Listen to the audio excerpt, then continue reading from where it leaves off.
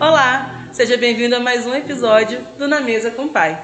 Hoje nós estamos aqui para falar de Deus e como o amor dele tem transformado vidas. E hoje nós vamos conversar com uma membro aqui da igreja, que é a Luciana. A gente vai descobrir um pouco mais sobre ela, vai conhecer a história dela e como Deus fez milagres sobre a vida dela. Oi, Luciana, bem-vindo. Obrigado por ter aceitado o convite, sentar aqui com a gente na mesa com o Pai. É um prazer, primeiramente, boa noite a vocês, a quem está nos assistindo.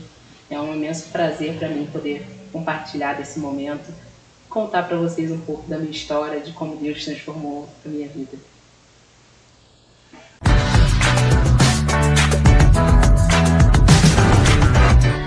Amém. E como de praxe, Luciana, primeira coisa que eu quero começar te perguntando para entender um pouco da sua história, aquele quebra-gelo. Queria saber como é que foi a sua criação com seu pai, com a sua mãe, aquele período ali, se você foi criada num berço evangélico, se você teve um ensinamento dentro da Bíblia. Como é que foi esse período da sua vida? Conta pra gente um pouquinho. Claro, esse período de infância, né, de conhecer a Cristo, foi muito novinho porque eu nasci num berço evangélico. Eu não tive um pai presente, meu pai foi embora, eu tinha 2 anos, mas a minha mãe e a minha avó foram cristãs, assim, fervorosas. Eu digo foram porque minha avó já se foi, mas minha mãe até hoje, né? Se minha mãe usasse coque, ela seria mais ou menos essa pegada.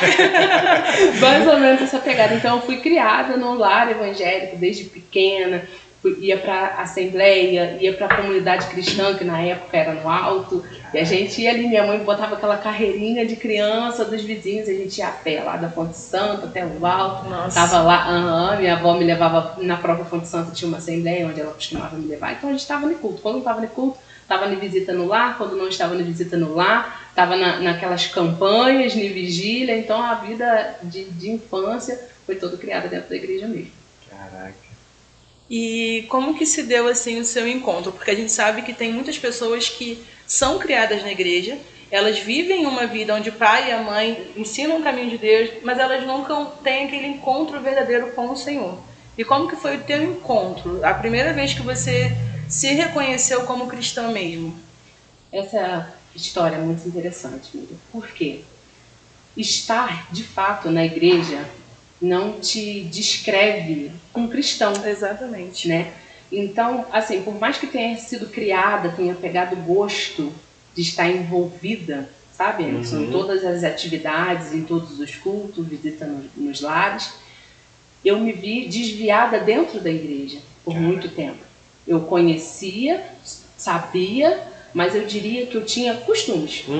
Eu tinha atos religiosos e não uma vida cristã. Você acostumou a fazer aquilo, mas... Exatamente. Tomei aquilo como verdade, porque era o que estava me sendo ensinado. Sabia que aquilo era o certo, mas não vivia. Então, por volta da minha adolescência, um pouco mais do que adolescente, quase jovem, foi quando realmente, de fato, eu encontrei a Jesus. Mas por que, Lu? Porque a falta do perdão de uma figura paterna dentro de um lar, figura masculina, fez com que eu transferisse essa falta de confiança, de amor, entre outras coisas, para a imagem de Deus. Então eu tinha um relacionamento muito raso. Meio que culpava Deus pela falta.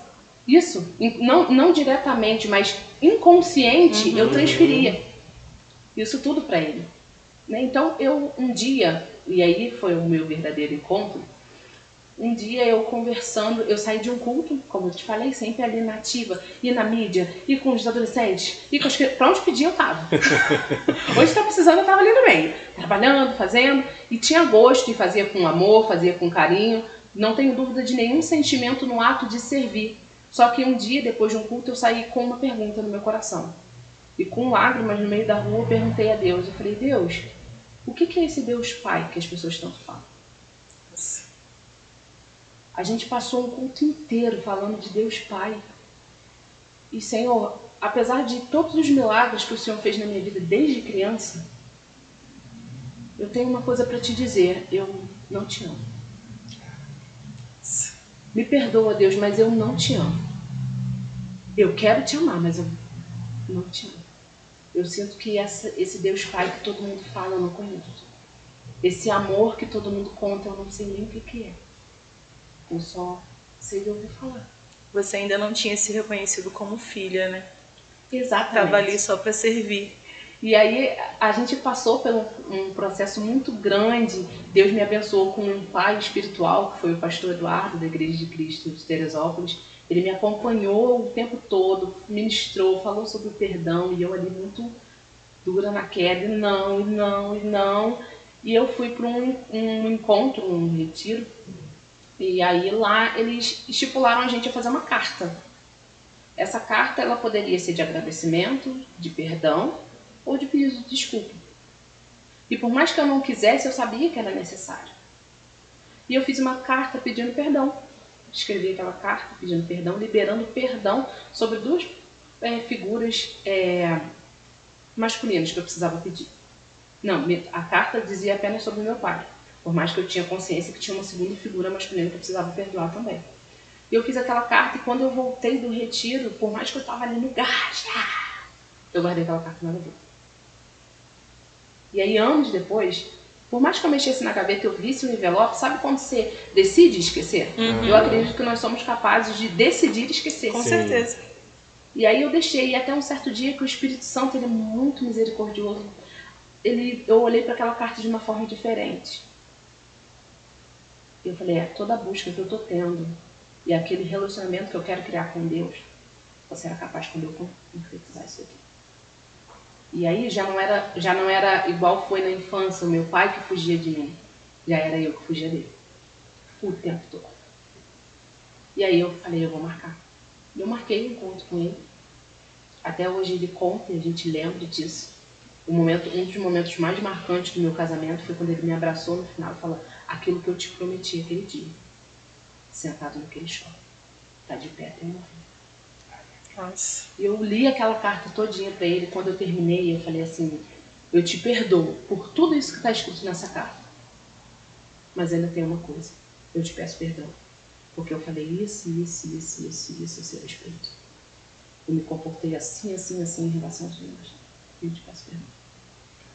Ele liberou o perdão para mim. E eu fui para a segunda pessoa, alguns dias depois. Perdoei também, pedi perdão. A mesma coisa, em prantos.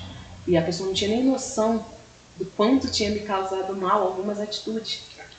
E aí, a partir daquele momento, aí sim, eu posso dizer que eu conheci a Cristo.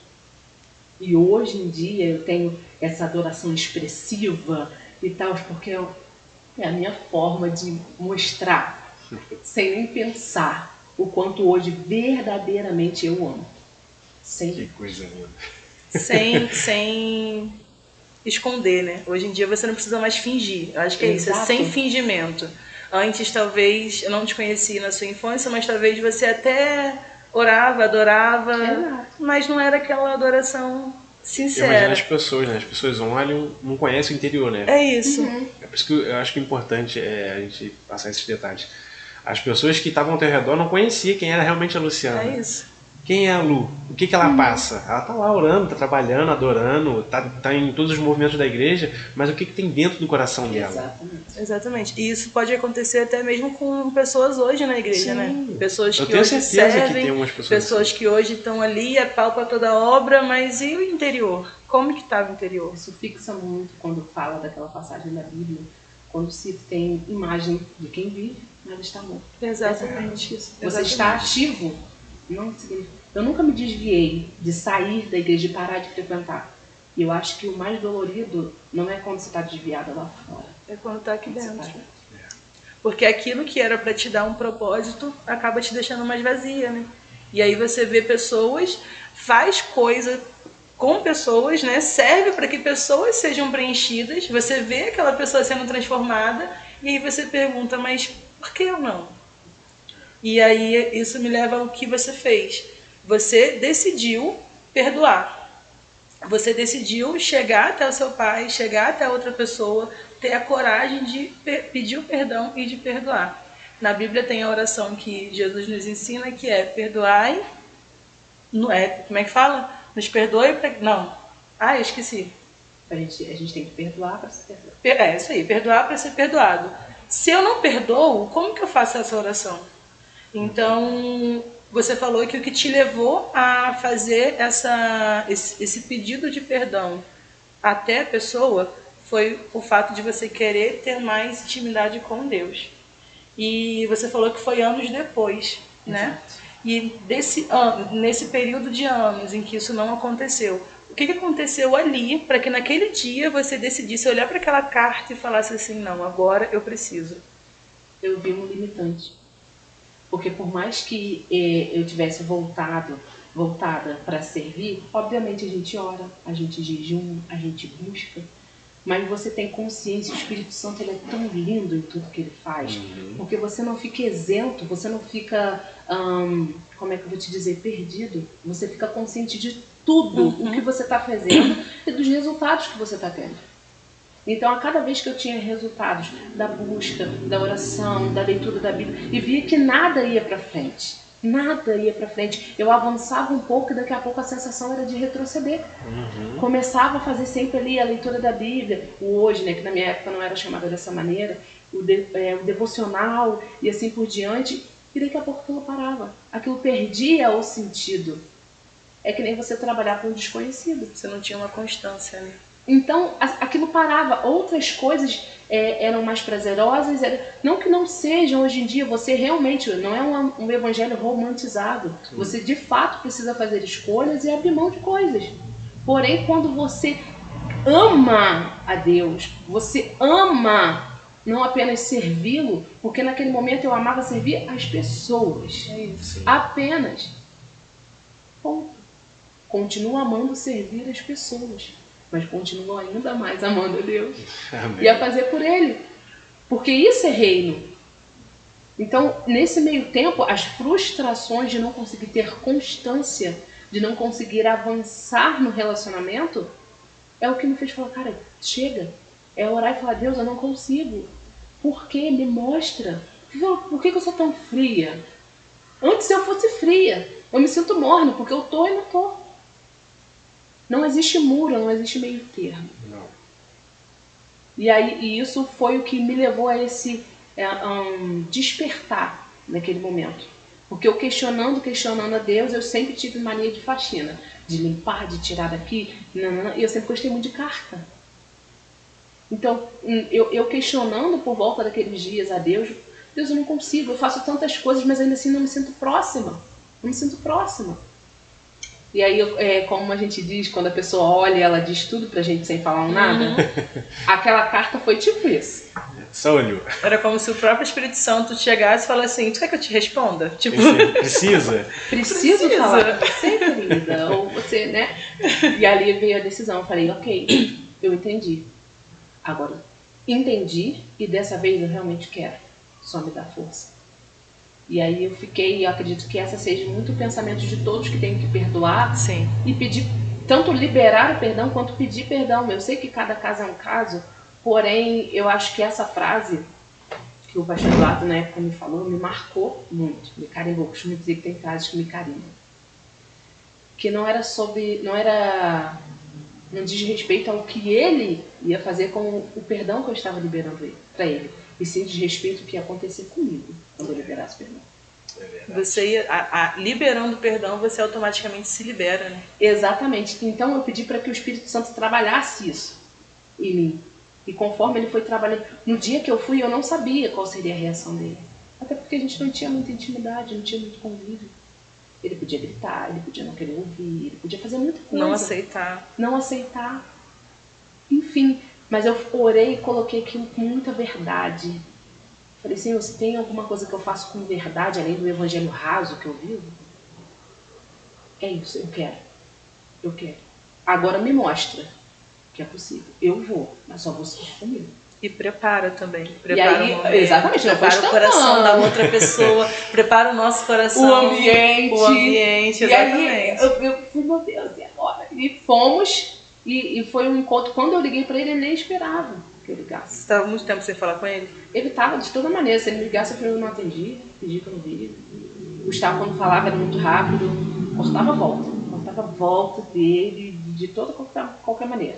Tinha raiva dele? Tinha, na época tinha. E cortava a volta do impacto dele. E aí, na época, quando eu liguei para ele, falei, vamos almoçar? Eu nem esperava. Faltou pouco atravessar o telefone, então você viu uma sede dele de recuperar o relacionamento que a gente não tinha. Só que eu... Tu bloqueava. E a gente sentou, e até hoje, todas as vezes que eu tenho oportunidade, porque eu não entro muito lá, de passar pelo terceiro andar do shopping, onde tem aquelas cadeiras, aqueles bancos, eu lembro perfeitamente daquela manhã, domingo, um sol, corredor vazio, e aquilo parece que sumiu todo mundo. E aí todo esse tempo, esse período, desde que achei a carta, até o momento que eu cheguei ali, todas as lutas interiores que eu passei, mesmo depois de ter dito sim, eu continuei, ai, será? Sim. Ai, meu Deus, ai. Todas as lutas, valeu a pena. Valeu a pena. Deus não preparou só o momento, Ele não preparou só o dia, Ele não preparou só o lugar, só o coração do meu pai, só o meu. Ele preparou uma história. É uma nova história, né? Ele reescreveu a partir dali. Que coisa mais linda. Lu, você contou no início aí, né, esse momento que você cresceu sem a sua figura paterna. Foi desde de qual idade mesmo? 2 anos. Desde 2 anos, ou seja, você praticamente não teve criação nenhuma paterna.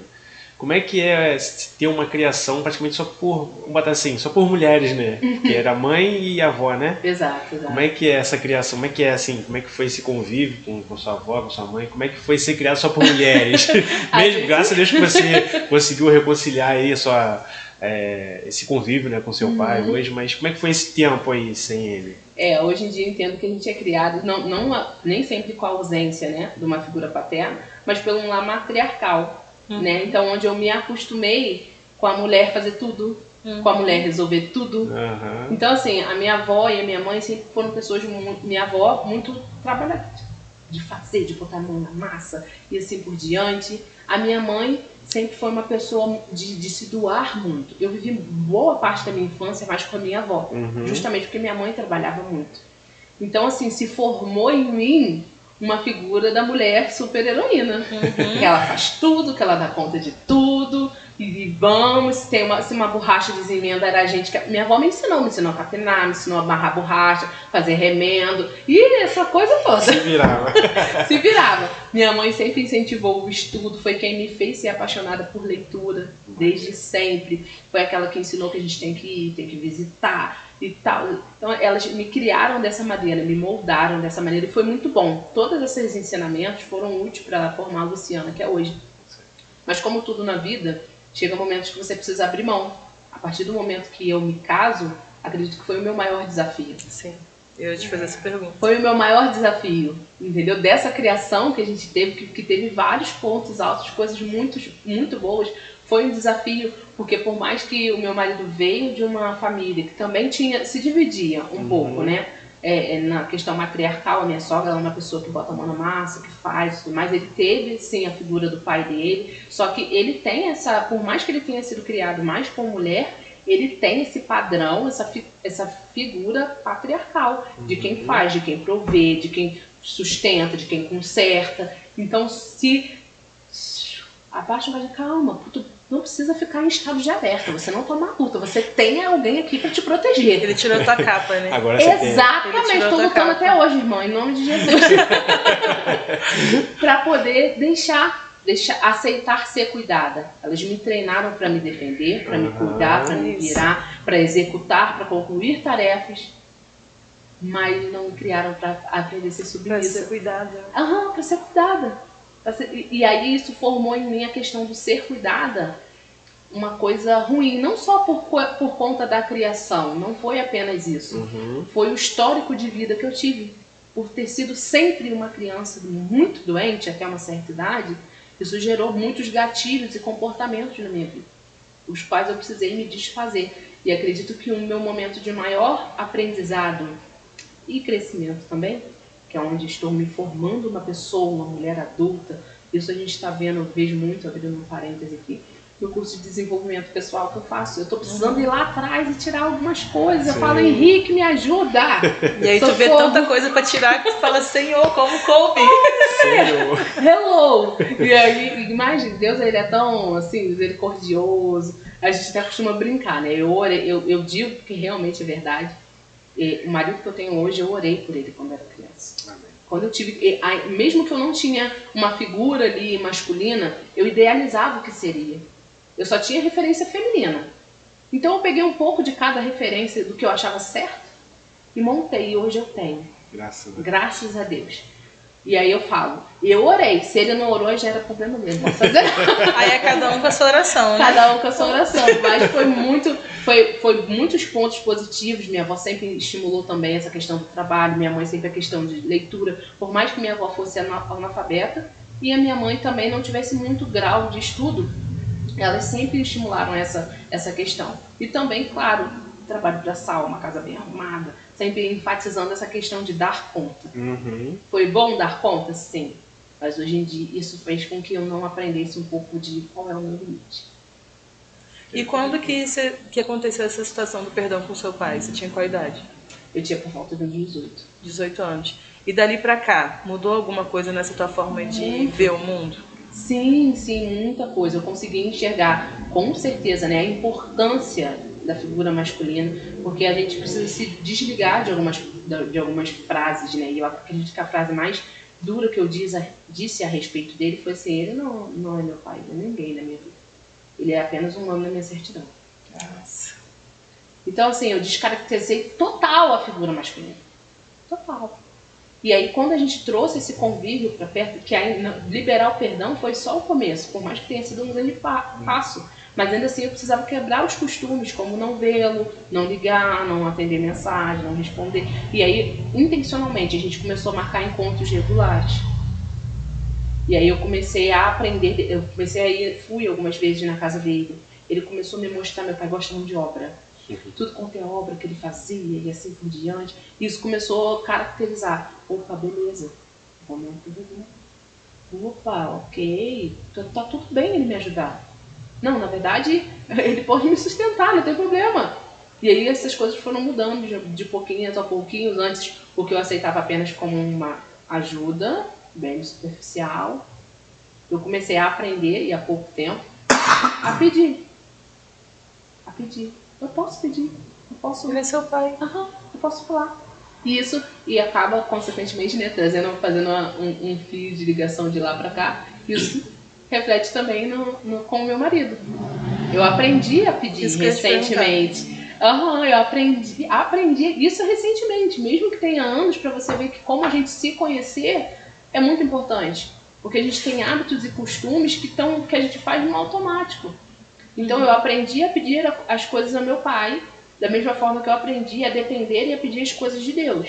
Mas eu precisei aprender e a pedir as coisas e depender do meu marido. Isso.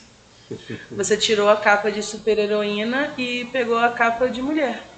Você não precisa saber tudo. Você é você. Exato. E existem pessoas que Deus coloca no seu caminho para cuidar de você, para te ajudar, para te sustentar se for necessário, para prover o que é necessário para você. Exato. E quando isso tudo aconteceu, você cresceu, aos 18 pediu perdão pro seu pai, reconstruiu ali uma história, por mais que não seja uma história passada, mas dali para frente, reconstruiu uma história com ele. Quando isso aconteceu, o que você pode dizer para mim que foi um marco na tua vida espiritual? Como que mudou a tua vida espiritual com Deus? Em relação a tudo isso que aconteceu ali. Depois a gente vai falar um pouquinho do casamento, porque eu me identifiquei com você nessa parte. Mas antes, nessa parte do perdão com seu pai, na parte de que você se humilhou, né? Pai, eu falei tudo isso sobre você. Pra mim você era só um nome na certidão. E hoje eu tô aqui te pedindo perdão e te aceitando como pai. Você acha que quando você falou pra ele, pro seu pai da terra, que você estava o aceitando como pai, você destravou uma chave no mundo espiritual para aceitar também Deus como pai que cuida de você? Sim, acho que o primeiro sentimento, eu queria outra palavra, mas vamos dizer essa. Eu acho que eu pude ter acesso à gratidão. Porque como eu disse, se a gente tiver a oportunidade posteriormente, eu vivi uma história de milagre. Eu estar viva hoje é um milagre. Eu já morri e voltei. Só que quando eu disse para Deus exatamente isso, eu não te amo, me doeu justamente por isso. Porque eu sabia tudo que ele tinha feito por mim desde o momento que eu nasci. Até chegar ali, como ele faz até hoje.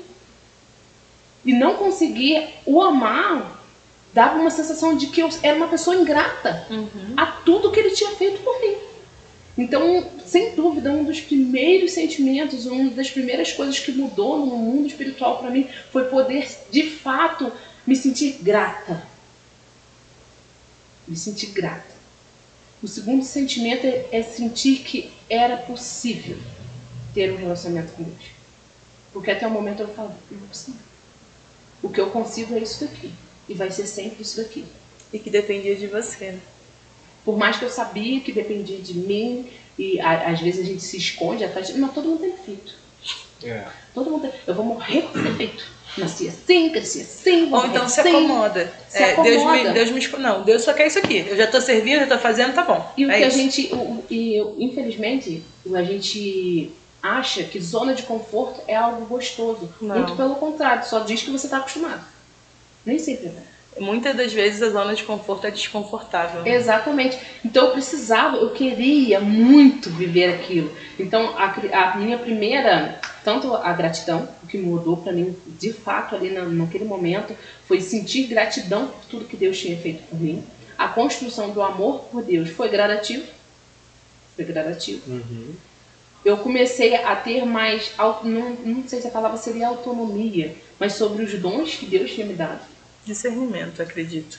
Que você começou a entender mais. Exatamente. Comecei a entender mais posicionamento de pessoas, situações que vinham até a mim e falavam, mas comigo? Eu vi uma coisa em você que eu confio e falei assim, não quero não. Mas ali a gente servia, comecei a entender qual era o meu ministério.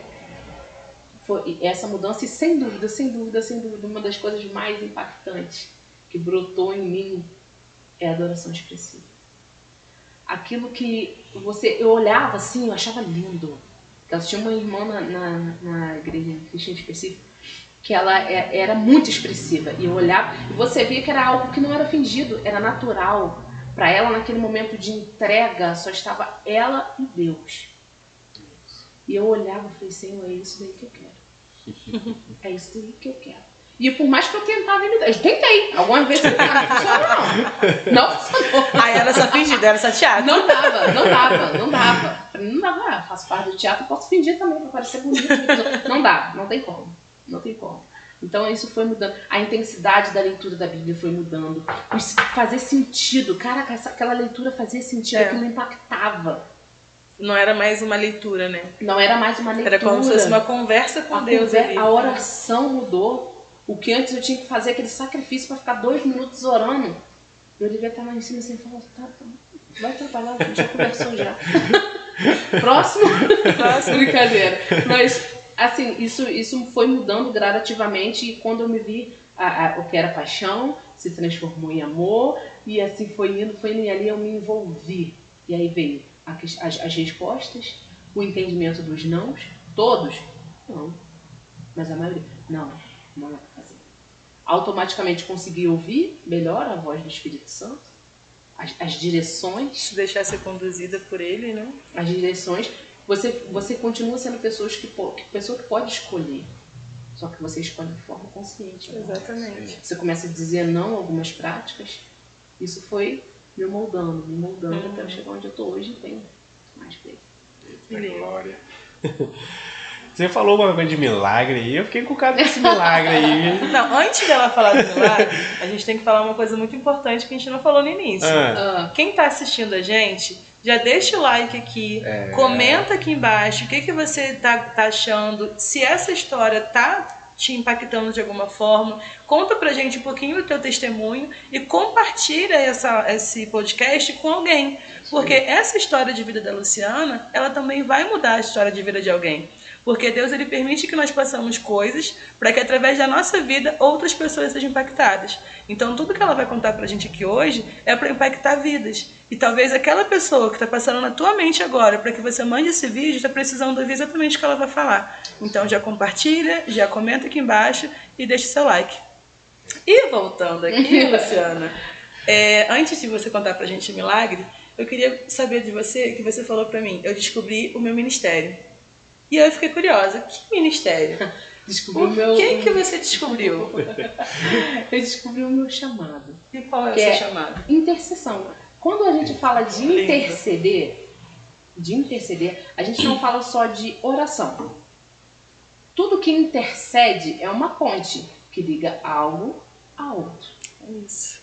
E esse é o meu ministério, esse é o meu chamado. Seja ligar você que está assistindo com um testemunho meu, te ligar ao nível mais profundo que você precisa chegar. Te ligar ao estado que você precisa se desmontar, tirar aquela armadura, sabe? Através de uma oração. Seja te trazer a memória, porque a maioria das respostas que a gente procura já está aqui dentro. Seja te levar através de uma conversa, a olhar para dentro de si mesmo e conseguir enxergar essa resposta, o insight, com aquela direção que você precisa para continuar evoluindo. E Luciana, como é que Deus te usa dessa maneira? Através exatamente de todos os processos que Ele fez na minha vida. Exatamente. É porque Ele nos dá autoridade, né? Ele nos permite passar coisas e eu acredito que se Ele falasse assim, Luciana, olha só, quando você nasceu lá atrás, vamos supor que você tem entendimento, já nasceu entendendo tudo. Ele fala assim, você vai crescer sem a presença do seu pai, vai aprender a ser uma mulher autoritária, você vai passar por dificuldades, vai ter doenças, vai ter situações, vai ter coisas, porque lá em 2025 eu vou te usar. Mas antes de chegar lá, você tem que passar por isso tudo. A gente não ia aceitar. De maneira alguma. A gente não ia aceitar. Porque a gente não ia olhar o 2025 no que eu vou te usar. A gente ia olhar no que eu vou ter que passar. E o que eu vou ter que passar é doloroso demais, né? Então eu não quero. Então a gente costuma falar que o processo, ele não é o propósito, mas o propósito depende do processo. E é isso, a gente precisa passar pelo processo para chegar até onde Deus quer que a gente chegue. E você passou por todo esse processo. E aí agora eu quero saber, você passou por todo esse processo, entendeu qual é o teu ministério, mas você teve uma autoridade em cima disso. Você aprendeu a ter autoridade para exercer o teu ministério. E eu acredito que essa autoridade veio através dos milagres que Deus já fez na tua vida. E aí conta pra gente um pouquinho desses milagres. Então, eu só fui descobrir essa condição, nome mesmo, quando eu já era adolescente. Onde a gente teve condições de investir um pouco, né, nessa situação, mas eu nasci com dermatite atópica. E minha mãe nunca tinha visto isso. De 4 filhos, eu era a única adoentada, todas as outras eram numa boa. E com 2 meses a minha cabeça estava coberta de casca, ferida. E aí ela teve uma amiga, amo de paixão, a tia Deise, até hoje faz parte da nossa família, que levou ela num médico, Dr. Amorim. Dr. Amorim. Famoso Dr. Amorim. E ele passou uma pomada que nem tem mais hoje em dia, chamada Binerizona.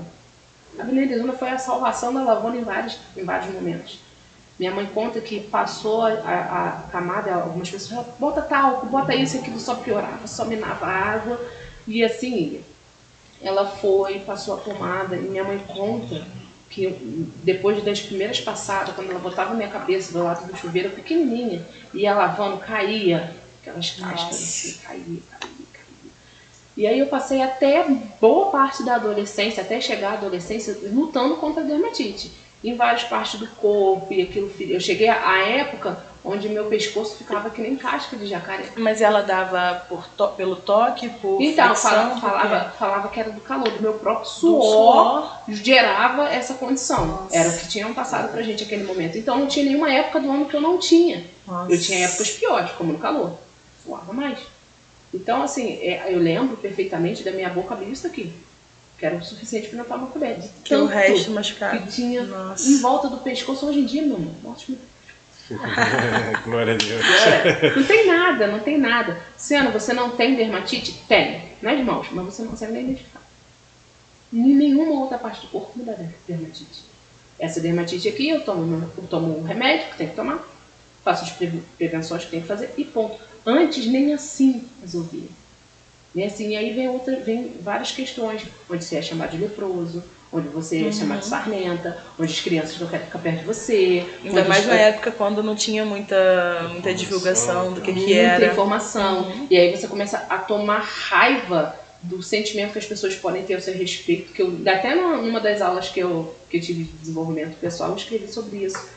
que um dos sentimentos que eu aprendi que são os piores até através dessa situação é que as pessoas tenham pena de mim. Então, assim, aquilo eu ficava naquele estado. Teve a questão do dermatite, mas foi só isso não. O Luciano era quase uma boneca de papel. Qualquer tombo que tomava se quebrava. Se quebrava à toa. Quebrou braço, quebrou dedo, quebrou ombro, quebrou tudo que podia.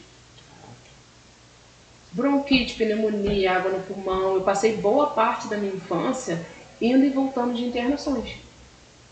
Ia, internava, beleza. Ficava um mês em casa, voltava um sangue novo para internar. Nossa. Eu lembro que um dos meus aniversários, se eu não me lembro, de 8 anos, a minha mãe saiu das clínicas comigo. Foi lá na Santa Teresa, a gente tirar uma foto, que era meu aniversário, eu recebi alta no meu aniversário. Então, assim, além disso tudo, uns problemas intestinais, assim, que eram absurdos, literalmente absurdos de se ter. Então, sempre tinha alguma área prejudicada, seja na pele, seja no intestino, seja no respiratório, e assim por diante. Foram muitas coisas. Tive duas questões bem sérias, né, vamos dizer assim, da infância até hoje, em questão de depressão, tive questão de bulimia, pensamentos suicidas e várias situações assim, onde só foi a misericórdia de Deus mesmo. Eu conto isso com maior liberdade, porque eu acredito que da mesma forma que eu passei, tem pessoas que podem ter passado por isso, ou ainda estão passando por essa situação. Eu já tinha, acho que o estado mais grave que eu tive assim, emocionalmente foi a bulimia, machucou bastante, sim. Mas acho que antes disso foi quando eu cheguei ao ponto onde eu falei assim, beleza. Eu já tinha a Maria Antônia, minha filha. Eu falei assim, eu vou matar minha mãe. Nossa. A minha tia e a minha filha. E depois eu me mato. Eu mato as 3 pessoas mais importantes pra mim e me mato, porque ninguém sofre. Que isso. Nossa. Então eu precisei muito de Deus. Em todas as áreas. E quando que aconteceu esse momento de depressão? Foi pós-parto? Teve essa questão da Maria Antônia, foi pós-parto. Mas teve a que antes disso, ela nem tinha nascido ainda, foi quando eu perdi minha avó. Tá. A minha avó era alguém que fazia... Minha mãe até dizia, quando mamãe morrer, eu vou sofrer mais com a morte dela do que a minha. Foi quem te criou, né? Exatamente. Mas de tantos milagres, tantas coisas que Deus me ajudou, o assim, mais forte que eu vivi fisicamente, esse, emocionalmente, para mim, foi o mais forte da questão da depressão. Mas fisicamente, de tudo que eu passei, por mais que todos eles tenham sido horríveis, tirar água do pulmão, tem uma anestesia onde escutava o meu grito lá de cima do coisa, se quebrar tudo, foi horrível. Foi. Só que eu lembro de uma época onde eu comecei com dores de cabeça. E não eram qualquer dor de cabeça. Eram dores de cabeça insuportáveis. A ponto de eu desmaiar. De tanta dor. De tanta dor. E minha mãe corria atrás, a gente não tinha muitas condições, assim, como ela diz, Deus manda antes. E a gente teve alguns irmãos, um ou outro, que minha mãe era muito discreta, reservada, seria, contra o que passa. E aí teve um ou outro irmão que se juntava e dava dinheiro pra gente conseguir fazer os exames, pra gente ajudar a gente a pagar uma consulta. E minha mãe falou, não é possível. Conseguimos fazer alguns exames, tivemos que pagar, porque pelo SUS demora muito. E quando fomos a uma doutora, a neurologista, ela falou assim, mãezinha, ela só tem uma crisezinha de enxaqueca. Nossa. A minha mãe, que é uma pessoa muito serena, ela se transformou. Não é possível. Como uma dorzinha de cabeça faz essa menina desmaiar. A gente vai medir a pressão dela ao mesmo tempo que tá lá em cima, a pressão daqui a pouco desce. Oscila a pressão, ela desmaia, não tem dia, não tem hora, tá bem e apaga. Não é isso, minha mãe batendo pé com ela. Ela falou assim, tá bom, eu vou indicar pra você no particular, a gente estava sendo atendido no SUS, e entendi até como um tom de deboche, uma das melhores neurologistas de Teresópolis. Ela é professora dos neurologistas. Consulta fora do orçamento. É isso que eu ia falar. Ela fez como se, eu sei que tu não vai pagar, então toma. Totalmente fora do orçamento. Se hoje em dia a gente acha uma consulta de 350, 400 reais um pouco puxada, imagina fora. E aí minha mãe me levou e a reação da médica foi exatamente essa aqui. Ela pegou uma caneta. Minha mãe explicou tudo o que vinha acontecendo e ela circulou assim, com um pouco de boa vontade, nunca esqueci essa frase, com um pouco de boa vontade, a gente vê que aqui no lado esquerdo do cérebro. Tem uma mancha. Pegou os outros exames e ela tem um tumor no cérebro. Ou seja, a outra médica já tinha tudo isso em mãos e falou que era uma São enxaqueca. os mesmos exames. E falou que era uma enxaqueca. Nossa. Vamos continuar. Aí foi, passou os exames, passou um remédio controlado. Aí a gente foi para aquela questão de posto de saúde, defensoria pública, para conseguir fazer, na época eu acho que eles chamavam de sequestro, né, para a gente conseguir fazer o exame. E aquela luta. E minha mãe começou a fazer uma campanha junto com a amiga dela, numa igreja metodista que tem naquela rua perto do Pedrão. Tinha, né, na época, perto do Pedrão. E enquanto isso, o Luciano desmaia na escola, estudava à noite, desmaia, subia para casa. E assim, e a gente tentava, teve uma das piores vezes, foi quando eu senti que eu ia apagar. Eu ligava, eu liguei mais de 10 vezes para minha mãe. E não atendeu. O celular dela não tocou.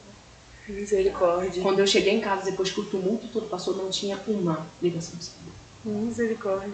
E eu pedindo a Deus que me ajudasse a chegar em casa. Falei, Deus, se o Senhor é o Deus mesmo, que as pessoas falam, me ajuda a chegar em casa. Me ajuda, porque eu não estou aguentando. E eu cheguei em algumas partes da rua, subindo para casa, com um morro muito grande, que eu deitei. Quando estava filmando, eu vou passar, me ajuda. Quando eu cheguei no portão de casa, eu desmaiei. A sorte que eu me joguei, porque as pernas já estavam perdendo já a força. E aí o portão fez muito barulho. Minha avó escutou lá de cima, minha mãe, e aí foi aquela carrega pra cá, bem vizinho. Até que um dia a amiga dela falou assim, Maria, não situação policial.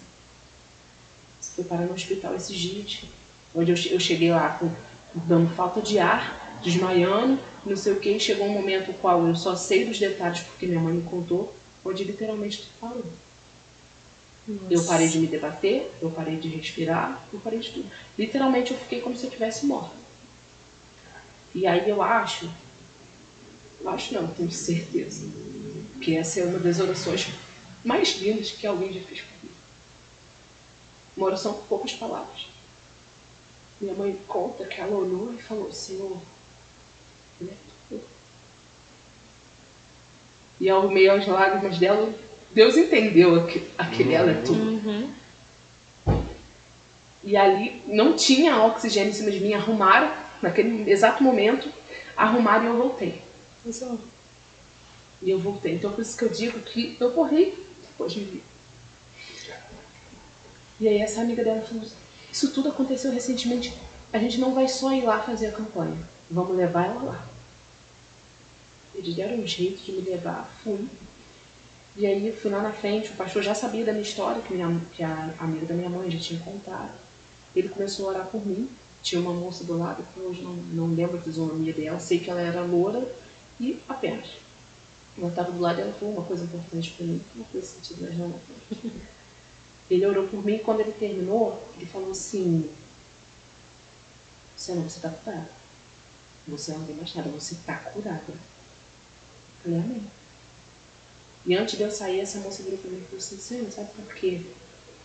O diabo sempre tentou contra a tua vida. E quando ela falou sempre, rapidamente passou um filme de desde quando eu era criança até aquele momento. Aí eu falei, não, porque Deus tem grandes coisas para fazer com Deus você. Eu fiquei assim. Ó, e até entendi meu chamado para Deus que grandes coisas era essa. O que é isso? Traduz. Fui embora. A gente tinha os exames que a gente tinha conseguido pela defensoria fazer. Fizemos os exames, levamos para a doutora naquela mesma semana. Como eu disse, tem coisas que me carimbam. A reação dela me carimbou também. Ela abriu o leque de todos os exames que eu tinha, todos. E ela começou a comparar com aquele recente que eu tinha feito e ela balançava a cabeça e olhava, e olhava. Para o resto, ela fez assim, pois sua filha não tem nada. Glória a Deus, aleluia. Luciana não tem nada. Eu não consigo te explicar, porque aqui nesse exame mostra claramente o tumor no cérebro dela. Desse não está nada. Pode suspender o remédio. Glória a Deus. E desde então você nunca mais tomou remédio, nunca mais teve aquela dor de cabeça, nunca mais desmaiou. Nunca mais nada disso. Aleluia. Nunca mais desmaiei por dores de cabeça, nunca mais senti nem perto do que era aquilo ali, porque parecia que minha cabeça ia explodir. E um dia, por curiosidade, eu fui pesquisar quais são as ações responsáveis, essa parte do cérebro, onde o tumor estava. E eu vi que era o raciocínio lógico. E alguns outros, e eu falei, uau, tudo que eu sou hoje. Tudo que eu sou hoje. Deus. Isso ia te impedir de exercer o teu chamado. Exato. E aí? Acabou. Mesmo que não te levasse, mesmo que não morresse, mas você nem ia ser quem você é. E aí? Por isso eu precisava cada vez mais me relacionar com ele. Não tem como viver uma história dessa não querer. E isso aconteceu quando você tinha quantos anos? 15 anos. Imagino uma cabeça de uma adolescente com 15 anos, tendo que passar por tudo isso. E antes da cura, você chegou a culpar Deus por algum momento? Sim, muito. Muito, principalmente nos momentos que me doía. Não nos momentos de quebrar o braço, de ficar no hospital, dessas coisas assim, mas a questão do estado da pele, que era algo visível, é uma vontade de cada vez mais me esconder. Totalmente pelo contrário hoje. Não que eu quero aparecer, mas faço isso com naturalidade. Eu queria me esconder, eu queria me cobrir. E não tinha. Quando estava no braço, beleza. Tinha um casaco. Botava um casaco. Mas e quando estava no pescoço? No rosto. E quando estava na boca? E quando começou a se espalhar para trás da orelha, não tinha como esconder. E eu falo, cura tanta gente, por que não pode me curar? Eu estou sofrendo? Porque Deus faz essas coisas. A gente vai nas casas aí, fala tanta coisa, mas na minha vida... E quando aconteceu a cura, o pastor olhou para você e falou, Luciana, você está curada. Em algum momento passou dúvida na tua cabeça ou você aceitou aquilo como uma verdade absoluta? No primeiro instante eu perguntei, será? Mas você já passou pela experiência de você perguntar e automaticamente, sem infração de segundos, você se responder? Não é você? É verdade. Eu pensei, será? E automaticamente veio no meu coração, só creio. Então o amém que eu falei pra ele não era um amém apenas por concordância. Era um amém pro Espírito Santo, não era só pro pastor. Que lindo.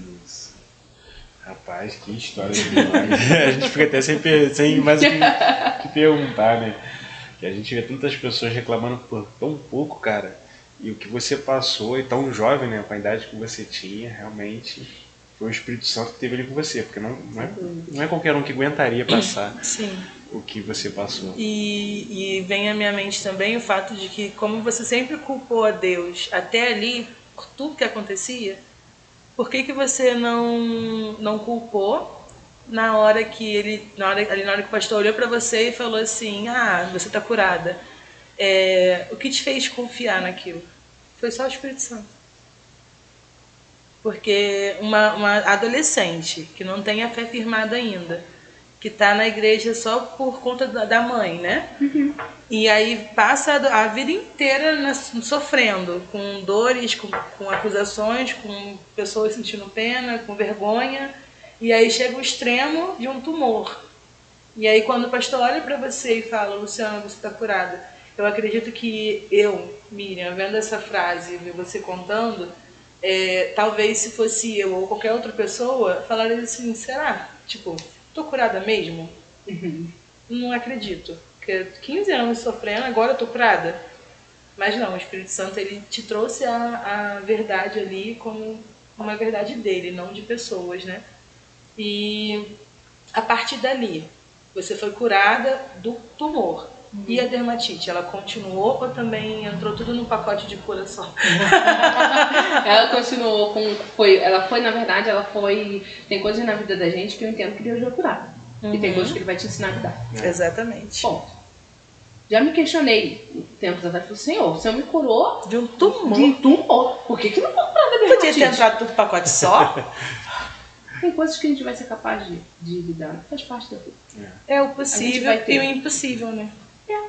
É possível. Hoje em dia, Deus através do meu mentor, me apresentou uma outra pessoa. Essa outra pessoa, isso depois de anos. Eu tô com esse suplemento natural tem há um ano e pouco. Então, há um ano e pouco que a minha mão é assim. Antes eu não podia fazer assim, porque abria as peles todas. Né? Então, assim, tem coisas e coisas na vida. Porque a gente tem coisas que Deus realmente vai curar e tem coisas que Ele vai te ensinar a lidar. Sim. Ele vai te dar estratégia, meios, contatos, pessoas, onde você vai conseguir avançar. E é muito importante a gente entender isso. Exato. Né? E eu passei, não foi uma pessoa, eu passei por pessoas. Tinha esse aqui, que remédio aqui que amenizava, depois não foi mais útil, fui para aquele. E assim foi indo até eu chegar ao estado que eu tô hoje. Sempre viu o cuidado dele. Sim, demais. Em todos os detalhes. Em todos os detalhes. A dermatite podia realmente ter de ralo. Opa! Tudo pacote só. Oi! E você falou, né, que o pastor lá, né, graças a Deus foi usado pelo Senhor. Você tem contato com ele? Você já falou para ele? Da cura? É. Então, aí que entra a história da casa do pai. Foi por isso que você veio parar aqui? Pior que não, eu nem sabia. Eu nem sabia, na verdade. Porque eu tinha essa história muito forte, mas acredito até que, não sei, pode ser que sim, por cuidado eu não lembro. Essa moça eu não lembro o nome. Minha mãe sabe, ela me fala, mas eu não gravei ainda. É Lura, não é a irmã Lúcia, não? Não era, eu perguntei pra minha mãe, mas quando eu soube, na verdade, que era o pastor que tinha orado por mim, eu já tava aqui, já tinha uns meses já. Ah, tá. Caraca. Aham. E aí não, minto, não tava meses? Não, já tinha alguns dias, já tinha alguns cultos, vamos dizer assim, que eu já tava frequentando quando eu conversei com o meu pai. Isso eu acho que é uma das coisas mais lindas que Deus faz por nós, é que quando você não tem, ele te dá mães e pais espirituais. É isso. Então eu fui conversar com o meu pai, que chamo de pai, peço ver se tem o meu pai de sangue, mas o pastor Eduardo, que me acompanhou em todo esse momento, ele também é o meu pai, eu chamo de pai, eu tomo bênção, e assim por diante. Eu fui conversar com ele, né? Estava passando por um desses momentos que eu conto da depressão, da bulimia, e também comecei a morar muito longe. Eu tinha me mudado aqui para perto da igreja. Então, para quem já está daquele turbilhão de coisa e ter uma certa distância, tudo para mim era desculpa. Uhum. E ao mesmo tempo eu falava, não, preciso me alimentar.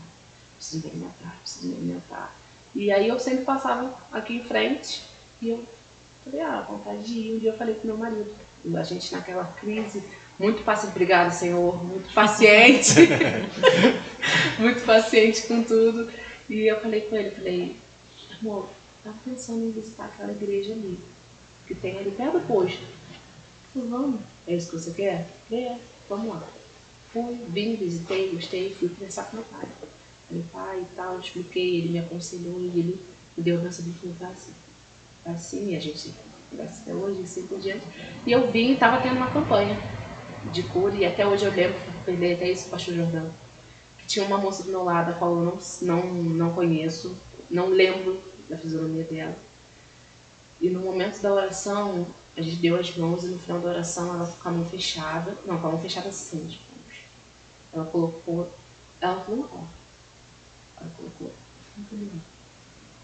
e ali eu coloquei onde mais doía, que era no estômago, na garganta. E ali Deus começou a trabalhar.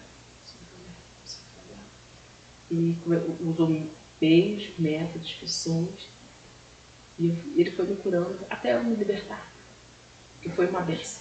E aí nesse meio tempo, que foi até quando eu ainda estava com a dermatite muito atacada, eu fui lá na frente, a igreja era aqui atrás dele, né? Fui lá na frente, falei com o pastor Adílio o que é, ele ungiu a minha mão. E se eu não me engano, menos de uma semana depois eu recebi esse contato dessa moça, que me traz até hoje o suplemento natural, que é o que controla atualmente a dermatite. Uhum. Só que, me conversando com a minha mãe, né, minha mãe já sabia que eu ia sair da igreja onde a gente estava e tudo mais, entendeu? Me apoiou, a gente veio. E depois a minha mãe comentou, falou assim, como é que tá o pastor Adílio? Eu falei, oi? Oi? Tu conhece? Como assim? Eu já sabia que ela conhecia aqui, porque essa amiga dela que acompanhou a gente em todos os processos, desde que eu era neném até hoje, ela sabia, ela frequentava aqui, de vez em quando frequenta, de vez em quando ela vem. E aí ela falou, como é que tá? Eu falei, sei, eu pastor, um dos pastores da igreja, ainda não me acheguei, não, tô só visitando, mãe. Tu lembra dele? Eu falei, por que eu tenho que lembrar? Ele foi o pastor que orou por você, quando você estava tomando. Eu falei, é? Ela falou, é. Eu falei, ele que orou por mim? Eu falei, então eu tenho que contar isso pra pra ele. Não, pastor Adílio é diferente. Pastor Adílio é diferente. Então, depois de um tempo, né, que eu fui investigando mais, aí eu fui, chamei um dia ele e contei pra ele. Eu expliquei hoje com 27 anos, ou seja, há 17 anos atrás. 17 anos atrás. Aí, 17 anos atrás, um pouco menos, 10 anos. Aí que eu tinha 15, 12, né? 12 anos atrás. 12 anos atrás, e é Cristo. Curado. Nada, eu falo, ando, agito. Não tem mais dor de cabeça, não tem mais desmaio. Então, acabou que, respondendo a sua pergunta, se eu tenho contato com esse pastor, hoje em dia eu tenho. 12 anos depois eu tenho. Meus pastores, inclusive. Que coisa maneiro, né, cara? E o pastor Eduardo grande, né? Também tem uma consideração maravilhosa por ele. É um pastor também que eu amo também. A gente teve bastante contato com ele.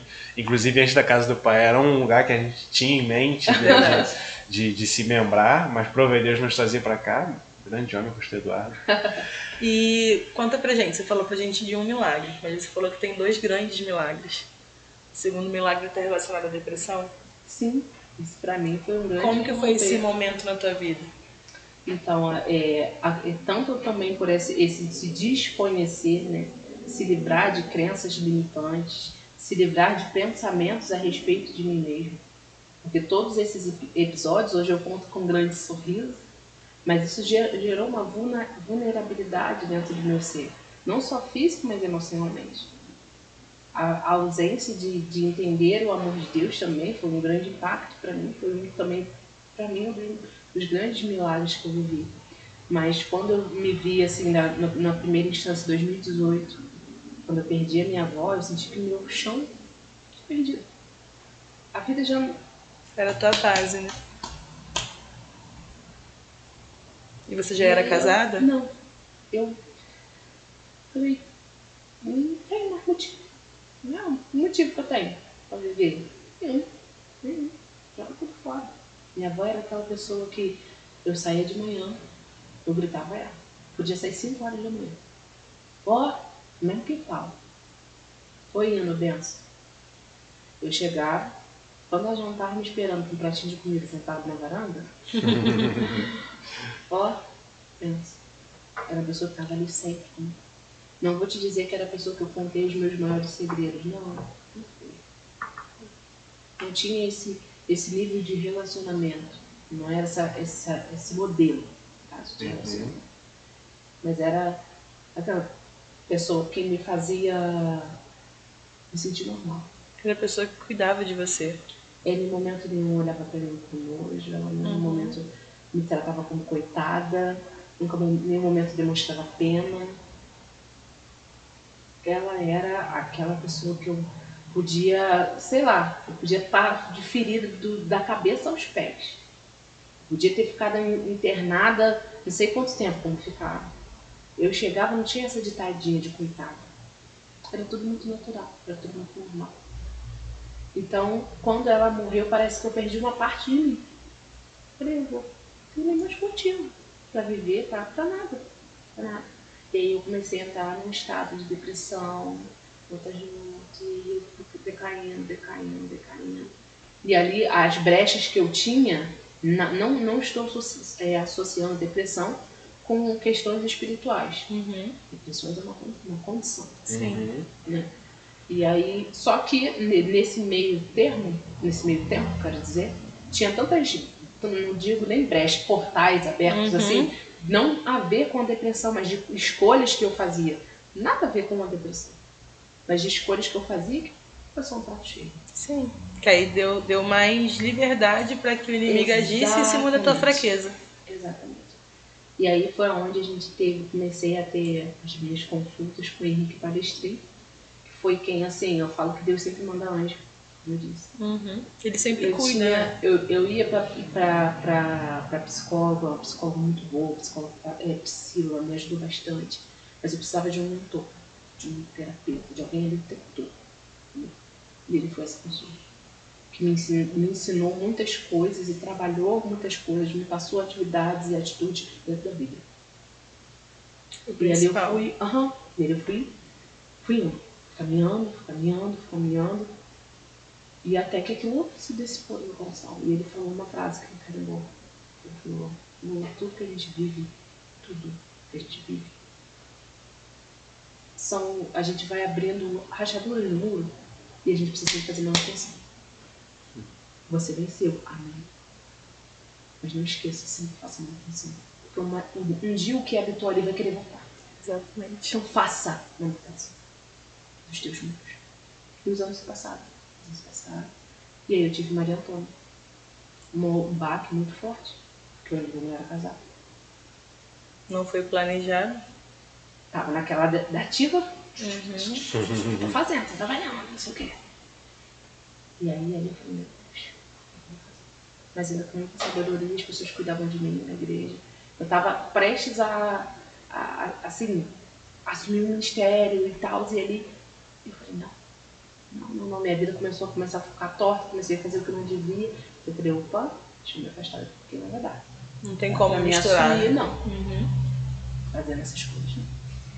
E aí a gente falei, conversei com os meus líderes, eles me abraçaram.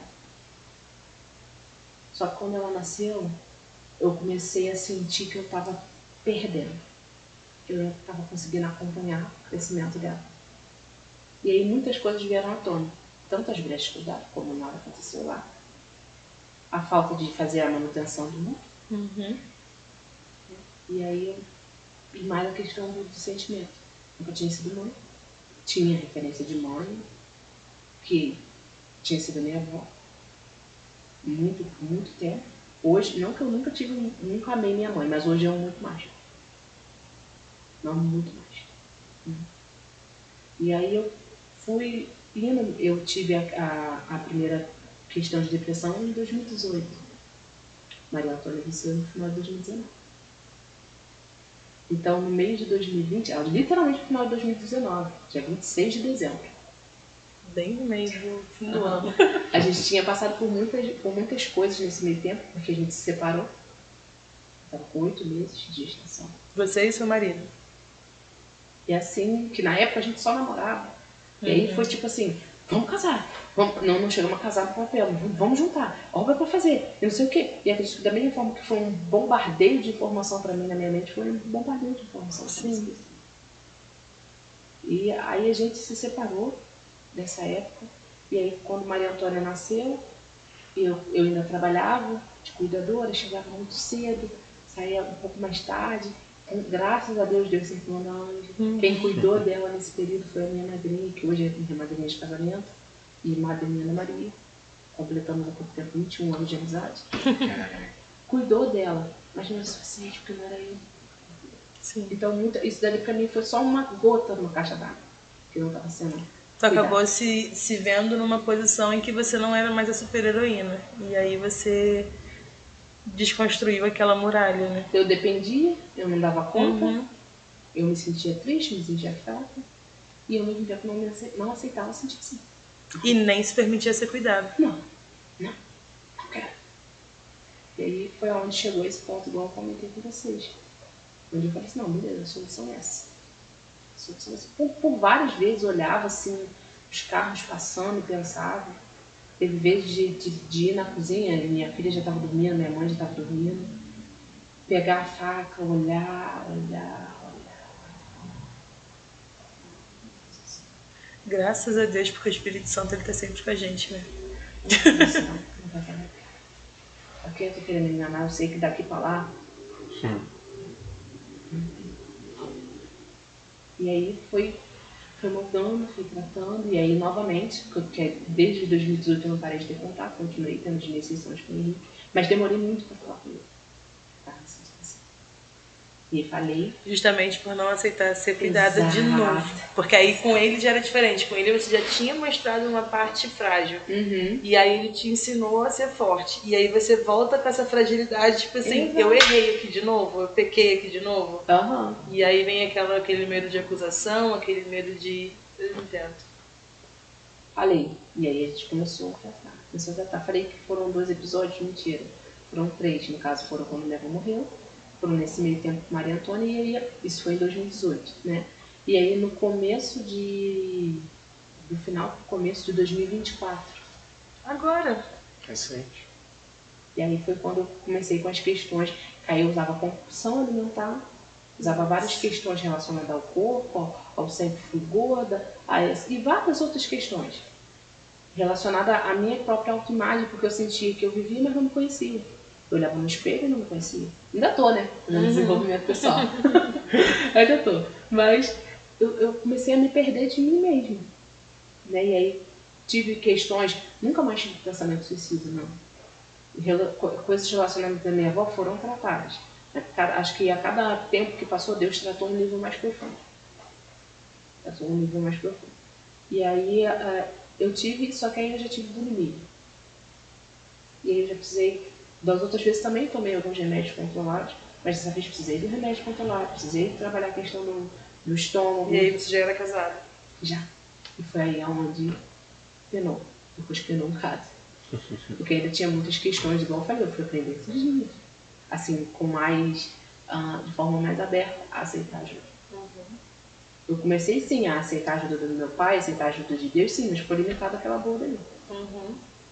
Eu precisei desenvolver isso e começar a aceitar a ajuda do meu marido. Por muitas vezes eu preferi ficar de cara feia, que ele adivinhasse o que eu queria, do que falar. Que eu queria aquilo ali. Que eu precisava disso daqui. E aí, de novo, por isso que eu brinco muito com o Henrique. Henrique, 7 anos, cara. 7 anos me acompanhando. Então, foi esse tratamento, ele começou a cuidar, e aí eu de novo. E a cada episódio desse que eu passei, a cada situação, te afastou de Deus, muito pelo contrário. Uma coisa que eu disse, assim, com toda a liberdade, sabe, Emerson, para as pessoas, eu tinha essa certeza, não confunda jamais o estado emocional que eu me encontro com falta de Deus. Porque é o único que está 100% ciente do que eu estou passando. Não porque ele é onipresente, onipotente, onisciente, não, porque eu falei tudo com ele. Eu primeiro só. Tenho certeza disso. E é o que te livrou de tudo que você queria fazer, né? É o que te livrou de você mesmo. Exato. Exato. E hoje ele continua. Porque ele faz isso, ele nos livra de nós mesmos. Exatamente. Se for por nós, misericórdia. Se você me perguntasse quem é a Luciana, eu falo assim, então, eu também estou fazendo a mesma pergunta todo dia. Então, quando tu descobrir, tu me conta. Estou aprendendo todos os dias. E assim, da mesma forma que você passou por isso tudo, falando agora da depressão, né? A gente sabe que hoje a ansiedade, a depressão é o mal do século. Então, após a pandemia, isso se intensificou. Muitas pessoas, elas se descobriram nessa situação, elas se encontraram nessa situação e muitas delas até hoje não sabem como sair. Sim. Elas ainda se veem presas, muitas colocam a culpa em Deus, outras ficam se culpando e como uma pessoa que tem autoridade na área, que sabe o que já viveu isso na pele, que sabe como entrou e sabe como saiu. O que você fala para essas pessoas que estão em casa hoje, que estão assistindo esse podcast e que pode estar lá agora em prantos falando, Deus, por que ela está bem e eu não? Então, o que você fala para essas pessoas?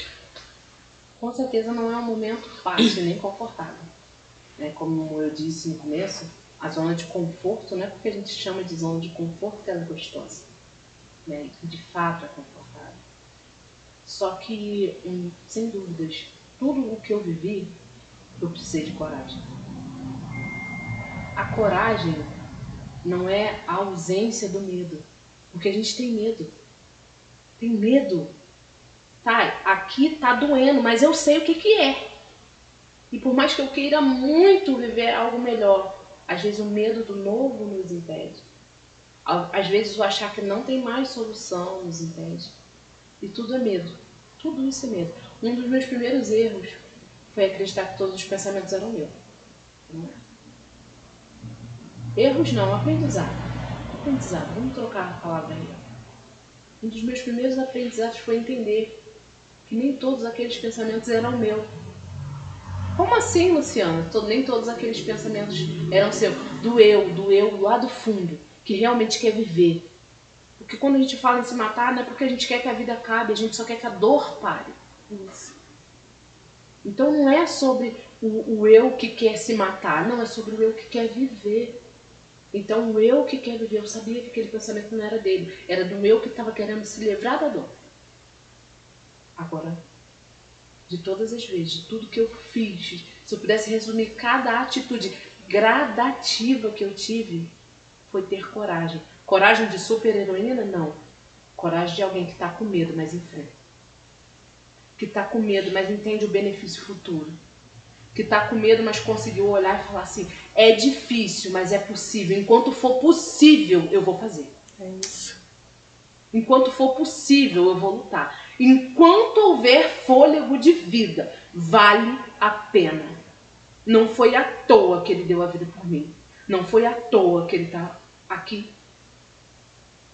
Tenha certeza de dúvidas, porque eu vivi. O que você vive vai curar outras pessoas. Não tem a ver com apenas o ministério que você tem, com o chamado que você tem a ver com vida. Vida cura vida. O tempo todo. Então tenha coragem, tenha ousadia. Tá difícil, tá doendo, eu sei, dói. Eu não tô com vontade, não tá. Mas não vai ir pela tua vontade. Vai pela certeza de que vai mudar. Eu sou a prova viva de que vai mudar. Vai melhorar. Hoje em dia minha filha tem 5 anos. 5 anos. Uma criança que um dia, com meses, eu pensei em matar. Hoje eu tenho 27. Minha mãe vai fazer 58. Estão aí para honra e glória do Senhor. Graças a Deus. Mas eu decidi. Decidi porque eu era forte. Não porque eu sou forte. Por isso que eu decidi. Não, eu encarei porque eu sou a mais heroína. Não, não é por causa disso. É porque eu tomei consciência que lá no fundo não era a minha vida que eu queria tirar. Era só a dor que eu queria passar. Mas como meu pai biológico mesmo, me ensinou, a regalia tem seu preço. A gente precisa, para que a gente tenha um resultado, a gente precisa de uma ação. Mas não foca só no resultado, não. Foca no que você tem que fazer hoje. Um passo de cada vez. Um passo de cada vez. Se o seu ato de coragem hoje é sentar e falar para alguém, fale. Se o seu ato de coragem hoje é admitir para você mesmo, entender, porque a gente só fala para o outro aquilo que a gente já tomou consciência para nós mesmos, aquilo que a gente entende como verdade já. Se o teu ato de coragem hoje é escrever tudo que você está sentindo, escreva. Se você vai para os pés do Senhor e não sabe o que falar, vá. Só ajoelhe e chora. Ele vai entender. Se você não tiver palavras, ele vai entender as suas lágrimas. Luciana, você tem certeza absoluta? Absoluta.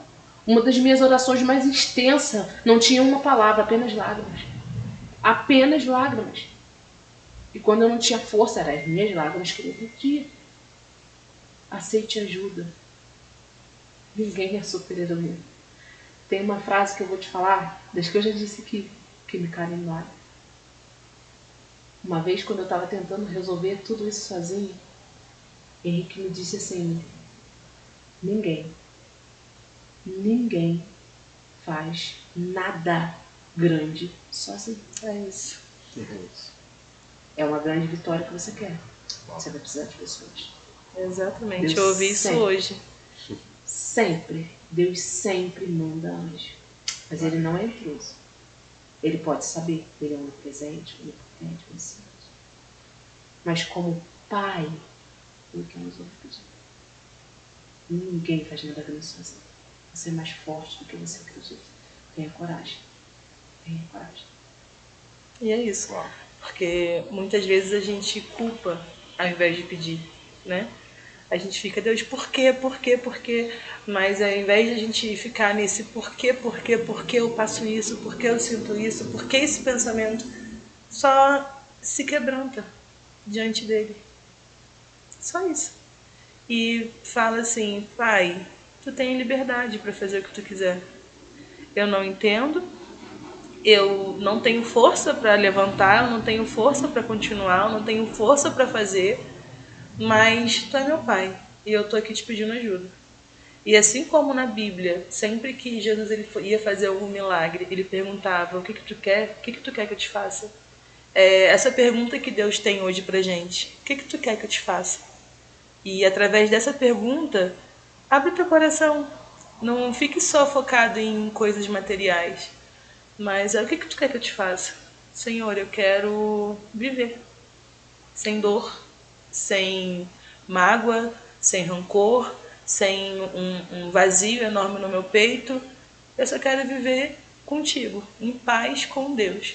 E aí, através disso, ele faz o que ela falou. Ele usa pessoas, ele coloca anjos, ele usa estratégias do céu aqui na terra. E aí ele consegue fazer o milagre na tua vida, assim como ele fez na vida da Luciana. Né? Se pudesse dizer uma frase para deixar para mudar, seria que não espero que seja fácil, porque não. Só entendo uma coisa, é possível. É isso. Se é possível. E se não for, segredo, a gente tem um pai, o dono do impossível. É isso. Amém. O que é possível está na nossa mão, o impossível é dele. Cada um com essa parte. Que coisa linda, gente. Amém. Rapaz, que história de vida, né, cara? Eu agradeço muito a Deus por ter nos permitido fazer parte, cara, desse projeto, porque a gente fica impactado. E a gente conhece histórias, conhece pessoas que a gente não imagina. O primeiro contato que eu tive com você, vendendo o cheirinho. Né? Inclusive, quem quiser, só entrar em contato com Cheirinhos ela. da Lulu, tá? Que foi uma... Parênteses aqui, tem uma história, tá? A Cheirinhos da Lulu, o elefante, ele remete toda essa minha história. Eu não esqueci, a gente fala elefante nunca esquece. Eu não esqueci de onde eu vim, mas eu consigo olhar pra frente e saber porque eu tô me tornando. Ele vai relatar sobre a força, que o elefante é forte, e assim por diante. E o Lulu foi porque todo esse período que conta a minha história, um dos apelidos que eu mais detestava que alguém me chamasse era de Lulu. Eu tinha ódio porque me remetia a fraqueza, me remetia a pequenez, me remetia a uma pessoa dependente. E eu tô chamando de Lu. Lu não tem problema não. Lu, muito pelo contrário. Eu queria que todo mundo me chamasse de Lu, porque Lu era Lu. Tá. Agora, de Lulu, nossa, não queria. Luluzinha. Também já me chamaram. E aí, nesse último processo, em 2024, foi onde Deus moldou tudo isso. É isso. E aí eu falei assim, opa, vou ressignificar. Na verdade, o Lulu não é fraqueza, não. Muito pelo contrário. O Lulu conta uma história de alguém que tinha um impossível, e para isso ela tinha alguém Deus. Que sobreviveu, né?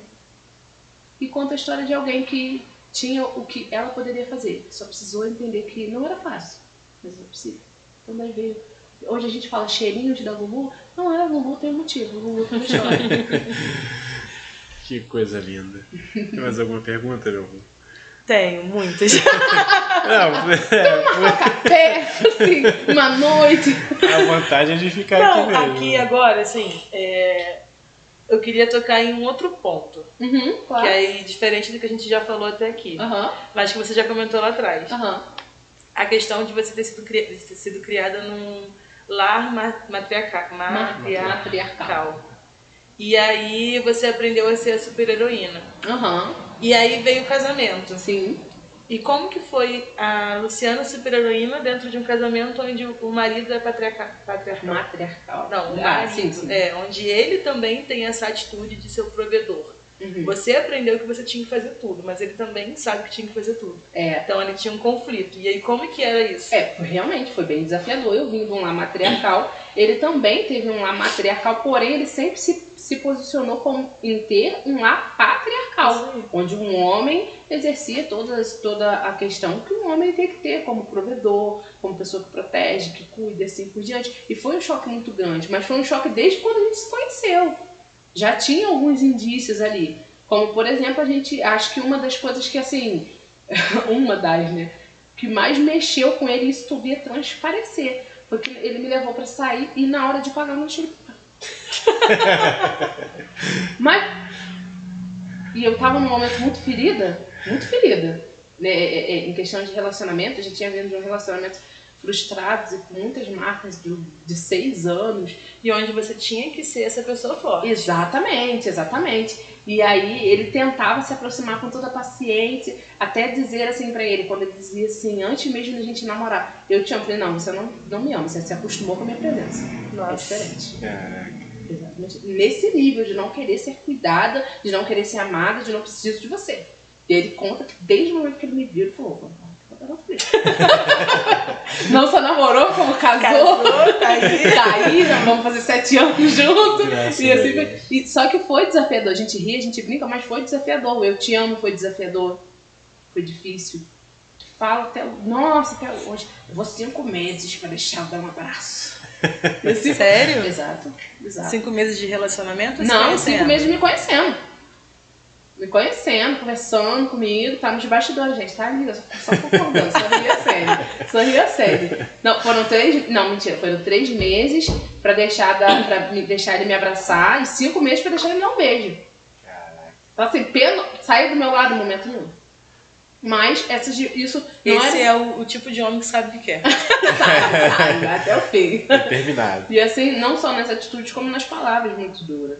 Entendeu? Então, quando a gente chegou, trabalhava de cuidadora, né, como eu disse, então eu ficava próximo da casa dele. Era uma semana sim, uma semana não. Então, a semana que eu estava trabalhando, eu ia pra casa dele, que era mais fácil. E aí vinham os conflitos, até nas coisas mais cotidianas. Uma garrafa meio cheia. Eu aprendi que tudo tinha que estar perfeito. Aprendi da ordem. Da ordem pra fazer. Você ia pra casa dele pra dar ordem. Exato. Entendi. Não, tá certinho. E aí, com isso, o que acontece? As palavras muito duras. Muito duras. Por que tu é um chiqueiro? Por que não limpou isso aqui? Por que tu não levou isso aí? Por que tu não fez isso e isso? Só cobrança. Só cobrança. Entendeu? Então, assim, uma pessoa autoritária, uma pessoa que cobrava o tempo todo, dava pouco, mas queria muito. Uhum. Eu quero que essa casa não tenha... Ouvi uma pregação esses dias que me impactou muito. A casa tá bagunçada porque tem vida. Ela não pode estar sempre bagunçada. Mas em um momento ela vai estar. Claro que realmente tinha coisa nele que precisava mudar. Sim, mas não era sobre respeito dele. Sobre ele, isso aí pode mudar. Era sobre mim. Eu posso influenciar, porque quando eu mudo, as coisas à minha volta mudam. Sim. Então, assim, foi muito desafiador. Com questões simples, cotidianas de casa. Fora a questão emocional. Porque, como eu falei pra vocês, há pouco tempo eu fui aprender pedir ajuda. Não esperar aquele troço ficar insuportável pra falar, caraca, tem como tu fazer isso daqui? Não, deixa. Hoje em dia o meu tom de voz dentro de casa é outro. Não tô dizendo que eu não tenho episódios onde eu tô mais estressada, mas acho que, mas tipo assim, num nível normal. Uhum. Antes já era exagerado. E, sinceramente, eu nas minhas orações eu falo, e quando eu falo, caraca, como é que tu aguentou? Porque se eu tivesse casado comigo como tava, oi, não querer pagar tudo. Não tinha nem casado, né? Porque só no relacionamento. Né? Não, vou pagar, vou fazer. E vivia, vamos dizer assim, eu trazia pra mim a carga, vamos dizer assim, o pensamento, que nem era meu. São preocupações, não que a gente não vá se preocupar junto com o marido, porque somos uma só carne, uma só finanças e assim por diante. Uhum. Mas uma responsabilidade que muitas das vezes ele queria fazer e eu não deixava. Eu tomava a frente e depois estava frustrada porque ele não fez. Ele não fazia. Mas tu deu espaço? Exatamente. Ué, tu tá chateada, mas você falou? O diálogo quebrou muitas das vezes. Não. Primeiro, na minha casa você precisava pedir. Porque como era todo mundo matriarcal, todo mundo fazia. Todo mundo fazia. Você deixou esse copo aqui, não precisava vir aqui buscar. Alguém já tinha. Vambora, papa. Acabou. Se é pra roçar, se é pra capinar, se é pra arrumar, se é pra pregar, se é pra... A única coisa que a gente não fazia era obra. Era obra. Aí pra obra a gente chamava meus tios. O resto, vamos roçar, vamos capinar, vamos plantar, vamos colher, vamos buscar. E quantas vezes jogava um botijão de gás nas costas, vambora. Quantas vezes? E aí casar com alguém que faz, e muitas das vezes você quer apagar a pessoa. A sensação é de que muitas das vezes você não se comportou como companheiro, sim como inimigo. Você acaba gerando frustrações naquela pessoa, né? Porque quando eu casei, a minha pastora que faleceu logo depois, ela me falou uma coisa muito séria e que assim, eu demorei a entender e quando eu entendi eu tento fazer sempre. Uhum. É igual você falou, tem vezes que a gente cai, tem vezes que a gente... mas eu tento fazer sempre. Que ela olhou pra mim, no meu olho e falou assim, Miriam, deixa ele ser o homem da casa. Exato. Por quê? Porque eu sempre fui o homem da casa. Uhum. Antes do casamento, né? Então eu cresci igual você a aprender a ser independente. Então eu tive uma criação um pouco diferente, só que eu sempre fui independente. Eu sempre fiz tudo por mim. Eu fazia tudo por mim. E aí quando ele chegou, pra quem não sabe, nós somos casados, quando ele chegou, e aí ele queria fazer coisas por mim, e eu era igual você. Não. Dá licença, porque eu faço. E aí a minha pastora falou isso, deixei ele ser o homem da casa. E aí isso é desafiador. Por isso que lá atrás eu falei, me identifiquei, eu te entendi. Porque é desafiador, mas é necessário. Sim. Né? E quando você faz isso, cara, é um alívio tão grande. É um alívio tão grande. Eu costumo dizer, é como diz a Bíblia, cada dia traz consigo o seu mal. Não adicione mais mal no teu dia, não. Ele já tem o mal dele mesmo. E assim a gente, com essas atitudes, a gente vai fazendo o dia ser mais pesado, o relacionamento mais pesado, estar em casa não é um prazer. E por muitas das vezes, sabe, eu vi que estar na minha casa era como se eu chegasse no segundo trabalho. Eu me irritava só de chegar no portão. Mas porque muitas das vezes eu não falei. Muitas das vezes eu não deixei, eu não quis ser cuidada, eu não quis ser ajudada. Não quero.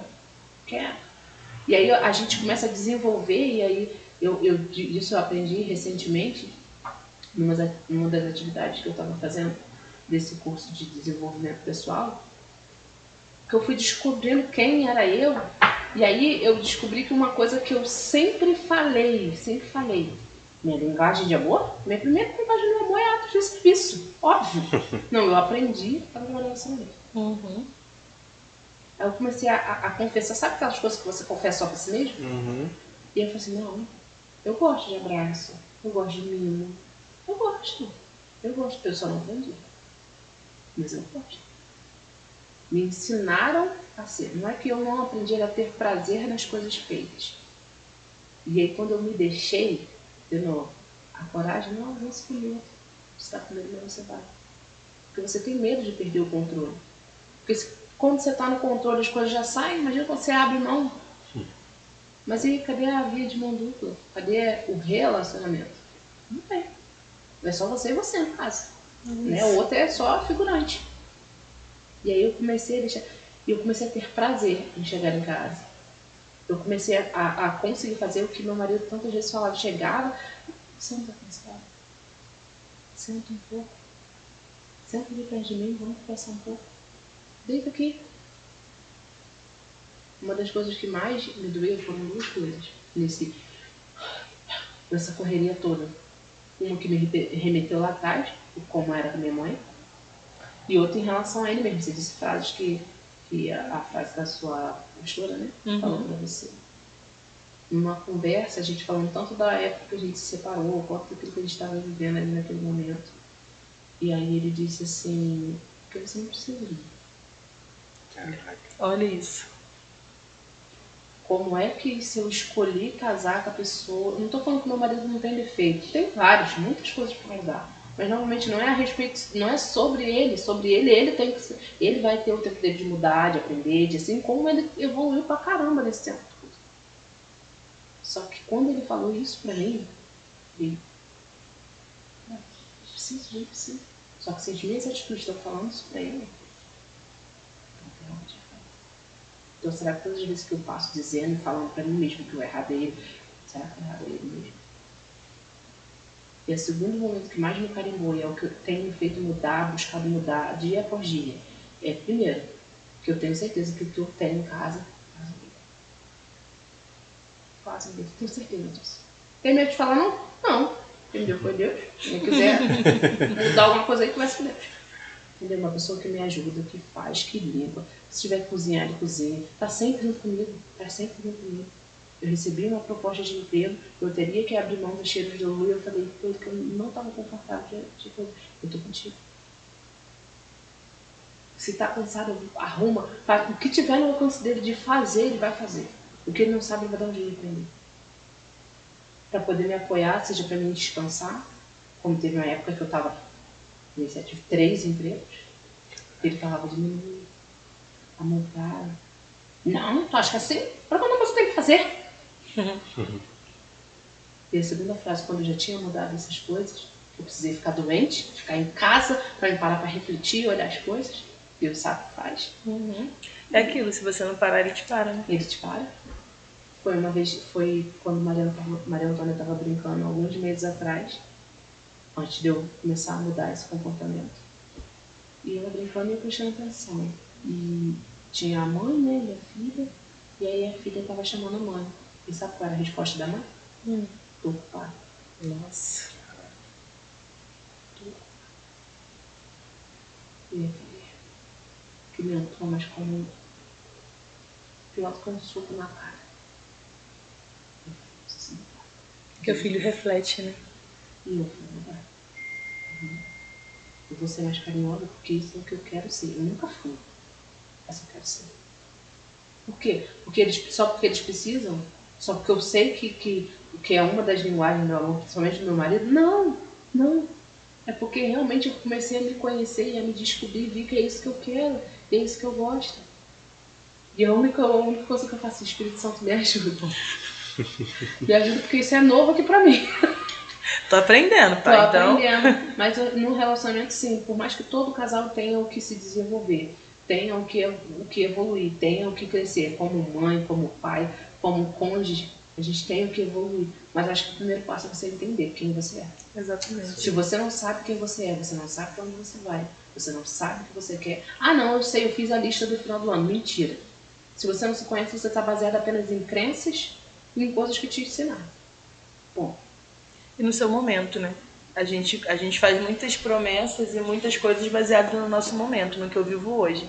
Mas aí se amanhã mudar as circunstâncias, eu não sustento nada daquilo do que eu prometi. Você não consegue ser intencional, você não é intencional nas coisas que você faz.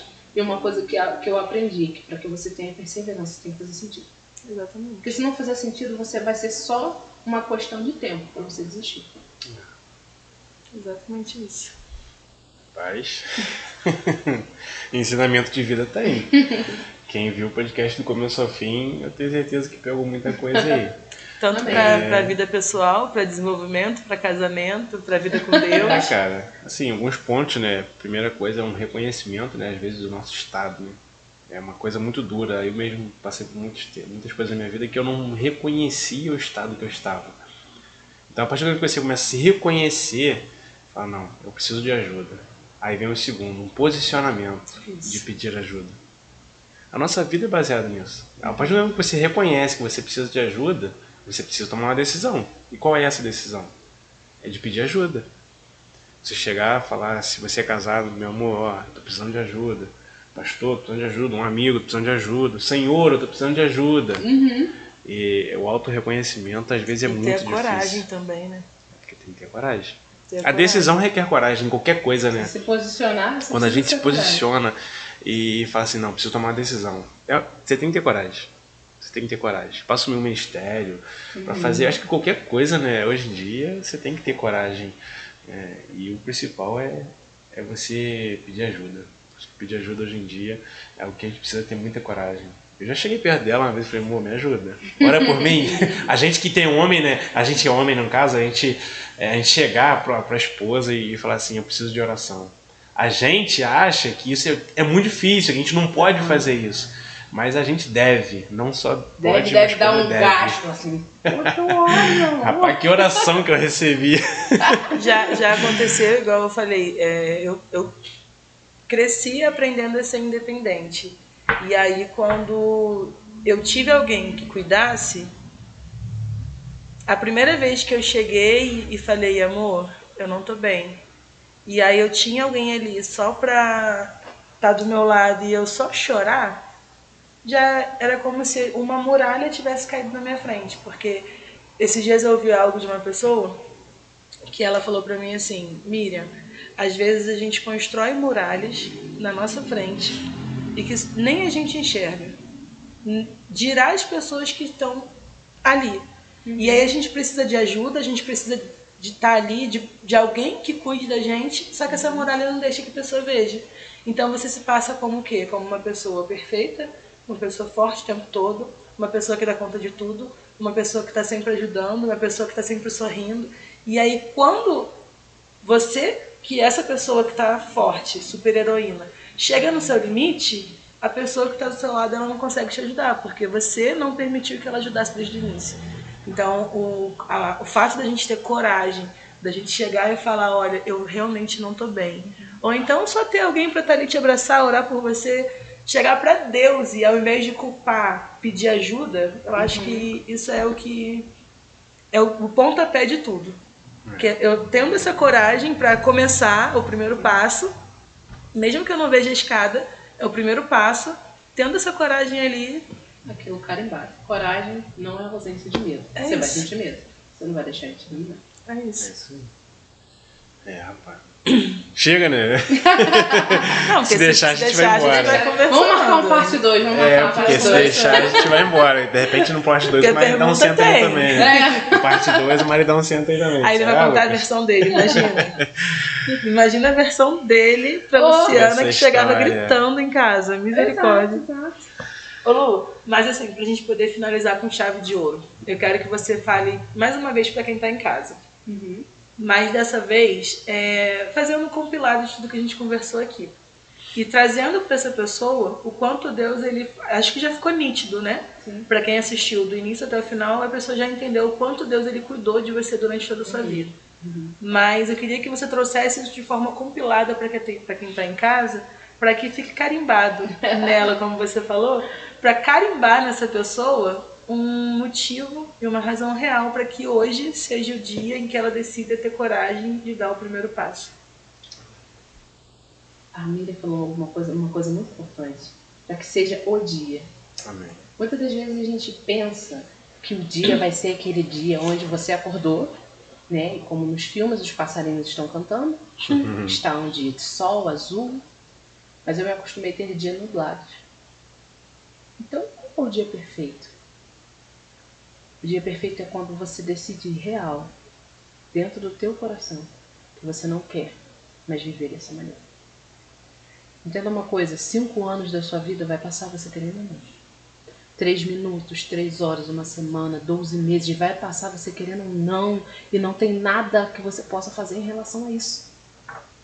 Agora você escolhe. Você quer passar e chegar no final disso e falar, beleza, minha vida não tem meu jeito. Ou você quer passar por isso e falar, foi difícil, eu chorei, eu esbravejei, mas em cada detalhe Deus estava comigo. E eu digo em cada detalhe mesmo. Cara, nos momentos de compulsão, porque quem passou sabe, nos momentos de compulsão alimentar, olhar para aquilo dali e não comer aquilo tudo até estourar e enfiar o dedo na garganta depois para vomitar, são segundos que parecem horas. E nesse exato momento, Deus não grita. Ele fala. Eu escolher de que todos aqueles gritos que estavam na minha mente, estourando, eu ia escutar aquela voz que estava falando comigo, calma, eu tô aqui. Calma. E meio a lágrimas, a luta, e falar, eu não vou. Deus em nenhum momento me forçou a viver uma história incrível. Porque hoje eu falo, eu sou incrível. Por quê? Porque eu sou super heroína? Não. Porque eu reconheço que tudo que eu passei me lapidou. Da mesma forma que vai acontecer com você. Não é um achismo, é uma certeza. Vai acontecer. O Deus é o mesmo, né? O Deus, ele é o mesmo para mim, ele é o mesmo Deus para você, ele é o mesmo Deus para todo mundo. Ele é o Pai. Ele é o Pai. Queira, não só deseje, não só pensa, decida mudar. Decisão. Porque aí você vai ter disciplina. Uma coisa que eu tenho aprendido é que existe uma diferença entre controle e disciplina. Quando você vive na base do controle, você vive a base do peso. Chega uma hora que não dá mais, você solta a corda. Agora, quando você vive na disciplina, você entende que o milagre que você espera, essa situação que você quer que muda, ela vai ser construída. Não foi com uma decisão que tudo fez assim e acabou. Não. Eu precisei dias após dias do Espírito Santo e das pessoas ao meu redor. Deus usa pessoas. Ele vai tratar diretamente com você? Vai. Mas assim como Ele me deu pessoas ao meu lado, como eu contei do Henrique Palestrini, como quando eu aceitei a ajuda do meu marido, a minha sogra, a minha mãe, foram pessoas que estiveram ali do meu lado de forma mais íntima em todas essas situações. Eu precisei de ajuda. E em momentos de lá fora, ele também usou pessoas para falar de sem nem saber, de forma tão assim ardente no meu coração. Mas eu precisei de um passo. Decidi. Decida de que aqui é uma semana, que daqui a 5 meses, de que daqui a 5 anos você vai ter uma história de vitória, de mudança para contar. Isso não é utopia, não. Quando eu falo, vou ter a oportunidade da gente falar mais vezes, de uma menina sentada na escada. Só tinha vários sonhos. Só que ela acreditava que todos os sonhos dela eram frutos de uma utopia que ela vivia. Porque na imaginação dela não era possível ser uma pessoa sem marcas. Quando ela cresceu, uma pessoa curada. Mas um dia aconteceu. Como um passe de mágica, né? Mas através de uma decisão. Decida hoje. Não espera esse dia de céu azul, de passarinho cantando. Até porque no estado emocional que a gente se encontra, o dia pode estar com 3 arco-íris que a gente não vai perceber. Sempre vai se nublar. Ele sempre vai se nublar. Para de contar historinha para si mesmo. Você merece muito mais do que essa situação que está vivendo. E posso te dizer com toda certeza, o que você tem para viver depois que isso tudo passar é bem maior do que a algema que te prende hoje. A liberdade, a vida que você tem para viver é muito maior do que a corrente que te aprisiona hoje e te faz apenas sobreviver. O mesmo Deus que me curou, que me ajudou e que está comigo, é o mesmo Deus que hoje creia, que hoje está com o braço assim, ó. Vem. Aleluia. Eu só estou te esperando. Glória a Deus, aleluia. Eu só estou te esperando. Calma, a pessoa certa vai chegar para conversar com você. Os insights, as aberturas de porta que você precisa vai chegar. Mas primeiro vem cá. Deixa eu te pegar no colo. Aleluia. Vai acontecer. Se posicione. Aleluia. Glória a Deus. Aleluia. Acho que aqui você chegou no ponto que você precisava ouvir. Ele está justamente desse jeito. Querendo um abraço seu. Aguardando um posicionamento seu. E o que falta para esse posicionamento? É isso. Não deixe para depois. Faça agora. Acho que a gente pode encerrar por aqui. Pode. Depois de uma mensagem maravilhosa dessa. Acho que o Espírito Santo falou pessoalmente, né? Te deixar refletindo e, mais uma vez, te fazer o convite. Não reflita sobre isso sozinho. Mande esse vídeo para mais uma pessoa, porque eu tenho certeza que essas pessoas que estão passando na sua mente agora são as pessoas que precisam ouvir o que foi falado aqui. E o Espírito Santo, como a gente falou, ele cuida. E ele cuida através de pessoas, ele cuida através de podcasts, ele cuida através de mensagens, ele cuida através de pregações. E esse aqui vai ser mais uma forma de cuidado. Assim como ele está cuidando de você agora, ele também quer cuidar das outras pessoas que podem assistir esse vídeo através de você. Então compartilhe esse vídeo e não esqueça, ele está com você em todo o tempo. Então em nenhum momento você deve se sentir sozinho, em nenhum momento você deve se sentir isolado. Ele está com você em todo o tempo. Só se permita pedir ajuda, se permita ser ajudado e tenha coragem de dar o primeiro passo, mesmo que você não enxergue a escada. E é isso. E o leque que você precisa enviar esse vídeo é grande, porque tem milagre, tem cura de depressão, entrega, auto-reconhecimento. Tem bastante gente para você entregar esse vídeo aí. Compartilha aí. Lu, obrigado por ter aceitado o convite, esse tempo aqui conosco. Abriu o seu coração. Lucas também, obrigado.